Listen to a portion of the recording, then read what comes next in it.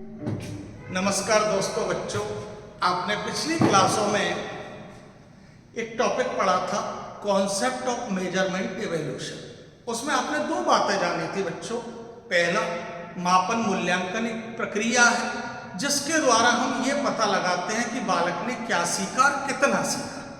दूसरी क्लास में आपने कॉन्सेप्ट में देखा कि मापन और मूल्यांकन एक दूसरे के पूरक है, क्योंकि मापन अंक देगा, लेकिन वो अंक अच्छे हैं या बुरे हैं ये मूल्यांकन बताएगा।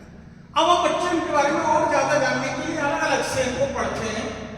इस क्लास में हम पढ़ते हैं मापन का अर्थ, मीनिंग ऑफ मेजरमेंट।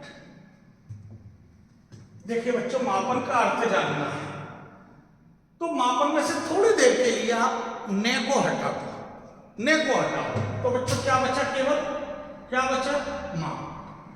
माप का असर शेप एंड साइज, आकार आकृति।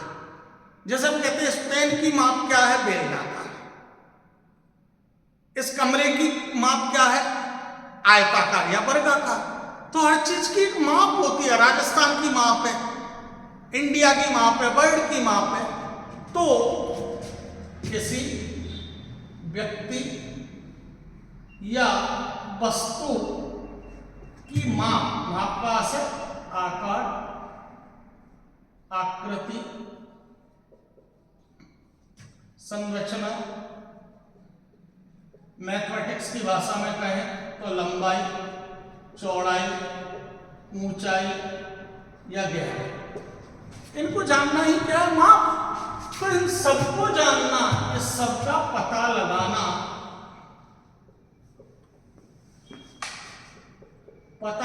ही क्या कहलाता है? मापन कहलाता है। इस पेन की संरचना का पता लगाना, इस कमरे की संरचना का, आपकी पाठ्य पुस्तक, किताब, डायरी की संरचना, आकार आकृति को जानना। यदि इसके समानार्थक शब्दों की हम बात करें सिंपल वे में, तो पहचान करना, अवलोकन करना, निरीक्षण करना, देखना, पता लगाना, मापन करना। और अब आपने पिछली क्लास में देखा था कि इसका जो वास्तविक प्रमाणिक अर्थ है वो क्या है? अंक देना। जब इसकी हम संरचना का पता लगाते हैं, आकार आकृति का, तब हम कह सकते हैं यदि ये वृत्ताकार है या बेलनाकार है तो इसका व्यास कितना है, इसकी रेडियस कितनी है। यदि कोई वर्गाकार है तो उसकी लंबाई चौड़ाई क्या है, वो लंबाई चौड़ाई क्या है? अंक है। इसकी रेडियस क्या है? अंकों में होगी। व्यास क्या होगा? इसकी अंकों में होगा। इसलिए अंक देना ही मापन। लेकिन ये जो मापन है इसको हम मापन कह सकते हैं दैनिक जीवन।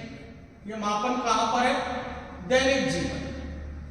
इट इज द मेजर, किसी व्यक्ति वस्तु को अंक प्रदान करना, it is the daily routine measurement. लेकिन यदि हम बात करें इन द एजुकेशन, शिक्षा में मापन क्या है?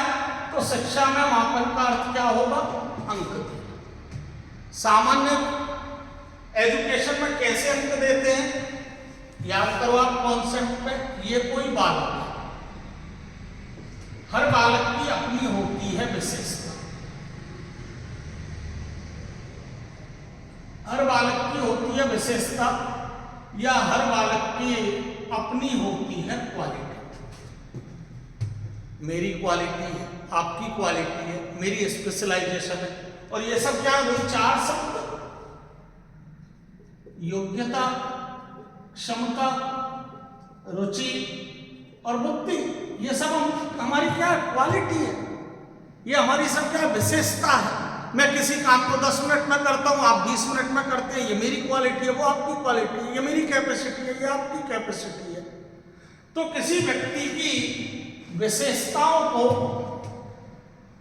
किसी व्यक्ति की विशेषताओं को अंक प्रदान करना, या किसी व्यक्ति की गुणवत्ता का असर आप सब जानते हैं, क्वालिटी। किसी व्यक्ति की गुणवत्ता को मात्रात्मकता में बदलना, मात्रात्मकता आप जानते हो, क्वांटिटी। इसी को हम क्या कहते हैं, मापन कहते हैं। शिक्षा में, दैनिक जीवन में मापन क्या है, व्यक्ति और वस्तुओं को अंक प्रदान करना, संरचना का पता लगाना। लेकिन शिक्षा में मापन का अर्थ क्या है, कोई भी बालक जिसकी योग्यता, क्षमता, बुद्धि, जो उसकी क्वालिटी है, उसको अंक देना या मात्रात्मकता के बारे में बताना ही शिक्षा में मापन कहलाता है। और इस विषय में एक बहुत अच्छी परिभाषा हेल्मस्टेड ने भी दी है और स्टीवेंसन ने भी दी है। और इन दोनों लोगों ने कहा है कि मापन एक ऐसी प्रक्रिया है, मापन एक ऐसी प्रक्रिया है जिसमें मान्य नियमों के आधार पर, मान्य नियमों के आधार पर अंक प्रदान किए जाते हैं। जैसे आप देखते हैं, कोई तरल पदार्थ हो तो हम लीटर में नापते हैं, कोई ठोस वस्तु हो तो किलोग्राम में नापते हैं।